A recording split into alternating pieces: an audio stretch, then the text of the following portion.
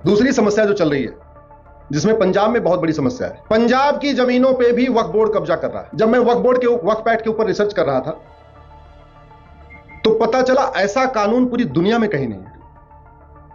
Even Islamic countries में भी वक्फ act जैसा कानून नहीं है। पाकिस्तान, बांग्लादेश में भी ऐसा कानून नहीं। 1954 में इसको नेहरू जी ने बनाया, इंदिरा जी ने अमेंड करके उसको और पावर दिया, राजीव गांधी जी ने उसको अमेंड करके और पावरफुल बनाया, नरसिम्हा राव जी ने 1995 में उसको रिपील किया, एक नया बना दिया और ज्यादा अनलिमिटेड पावर देके। 2013 में मनमोहन सिंह जी ने उसको और पावर दे दिया। मैंने उसको कोर्ट में चैलेंज किया हुआ है और अब तक पूरे देश में उस कानून के खिलाफ 120 PIL हो चुकी है पूरे देश भर में।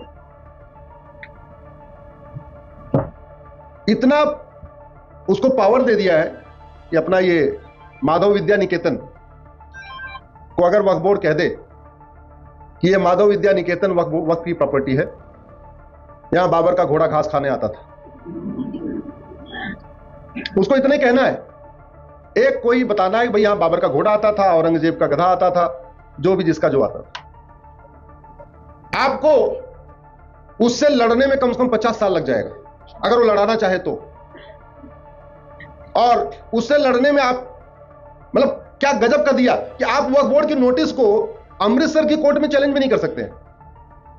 वक्फ बोर्ड की नोटिस को चैलेंज करने के लिए जवाब देने आपको वक्फ बोर्ड के ऑफिस में जाना पड़ेगा, और जहां 100% एक ही कम्युनिटी के लोग होंगे। जो वक्फ ट्रिब्यूनल होगा उसका जो मेंबर होगा उसमें एक एडवोकेट होगा, वो भी एक ही कम्युनिटी का होगा। सारे बोर्ड के जितने सदस्य होंगे, सचिव होंगे, मेंबर होंगे, वो भी एक ही कम्युनिटी के होंगे। एक वहां पे मजिस्ट्रेट होगा, वो भी उसी कम्युनिटी का होगा। 7 मेंबर कमेटी होगी, उसमें सारे के सारे एक ही कम्युनिटी के लोग होंगे, और वहां जाके आपको जवाब देना है कि नहीं, यहां बाबर का घोड़ा घास खाने नहीं आता। आप कैसे दे पाओगे बाबर का घोड़ा घास खाने आता था कि नहीं आता था? चलो अमृतसर से चंडीगढ़ तो 200-250 किलोमीटर आप चले भी जाओगे, लेकिन पंजाब का कुछ एरिया तो ऐसा भी है ना जो चंडीगढ़ से 400 किलोमीटर है, वो कैसे जाएगा? चलो पंजाब के लोग तो फिर भी पढ़े लिखे समझदार लोग, वो झबुआ का आदिवासी कैसे जाएगा भोपाल? जिस झबुआ के आदिवासी ने कभी झबुआ की लोकल कोर्ट नहीं देखी हुई है, उसको वक्फ बोर्ड नोटिस भेज के कहता तुम्हारा पूरा गांव वक्फ बोर्ड का है, वो बेचारा ट्राइबल आदिवासी 700 किलोमीटर दूर भोपाल कैसे जाएगा? क्योंकि वक्फ बोर्ड का ऑफिस भोपाल में। 2 काम करता है इस समय वक्फ बोर्ड, गरीबों को नोटिस भेज के धर्मांतरण कराता है, अमीरों को नोटिस भेज के पैसा वसूलता है।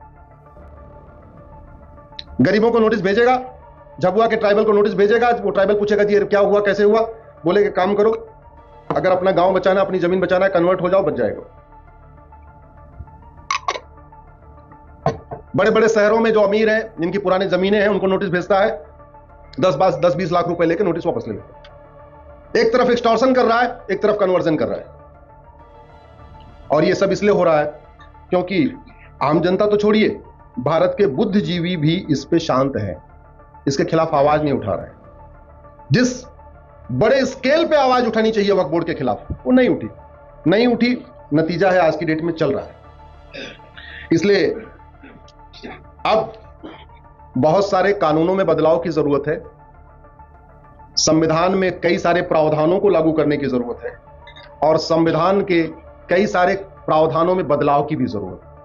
वो तभी होगा जब देश के हर कोने से आवाज उठेगी। जब भारत का संविधान बना, इसके हर पार्ट पे एक चित्र रखा गया, और वो चित्र रखे गए कुछ पर्पज के साथ। जैसे पार्ट 15 इलेक्शन से रिलेटेड है, तो पार्ट 15 के पहले रखा गया छत्रपति शिवाजी महाराज की फोटो और गुरु गोविंद सिंह की फोटो। उद्देश्य क्या था कि इलेक्शन लड़ने वाली पार्टियां छत्रपति शिवाजी महाराज और गुरु गोविंद सिंह के सिद्धांतों पर चलेंगी, और वोटर जब वोट देने जाएगा तो उस पार्टी को वोट करेगा जो सबसे ज्यादा छत्रपति शिवाजी महाराज और गुरु गोविंद सिंह के विचारों के आधार पर काम करेगा। वो दोनों चित्र गायब हो गए। भारत के संविधान में राम दरबार था, गायब हो गया। भारत के संविधान में भगवान कृष्ण अर्जुन को उपदेश दे रहे हैं, चित्र गायब हो गया। भारत के संविधान में भगवान नटराज का चित्र था, गायब हो गया। भारत के संविधान में हनुमान जी का चित्र था, गायब हो गया। भारत के संविधान में भगवान महावीर का चित्र था, निकाल दिया। भगवान गौतम बुद्ध का चित्र था, निकाल दिया। सम्राट अशोक का चित्र था, निकाल दिया। राजा विक्रमादित्य का चित्र था, निकाल दिया। जिस राजा भरत के नाम पे हम भारत को, हिंदुस्तान को भारत कहते हैं, राजा भरत का चित्र निकाल दिया। गुरुकुल बने हुए थे, निकाल दिया। नालंदा यूनिवर्सिटी बनी हुई थी, निकाल दिया। सिंधु घाटी सभ्यता थी, निकाल दिया। राजा भगीरथ का चित्र था, गंगा जी को ला रहे, निकाल दिया। अब आप सोच रहे होंगे चित्रों को निकालने से क्या फर्क पड़ता है? बहुत फर्क पड़ता है। फर्क यह पड़ता है कि अगर इसमें भगवान राम ये सारे चित्र रहे होते तो इसमें सेकुलर शब्द कभी आ ही नहीं सकता था। सबसे बड़ा फर्क तो यह पड़ता है। दूसरा फर्क क्या पड़ता है?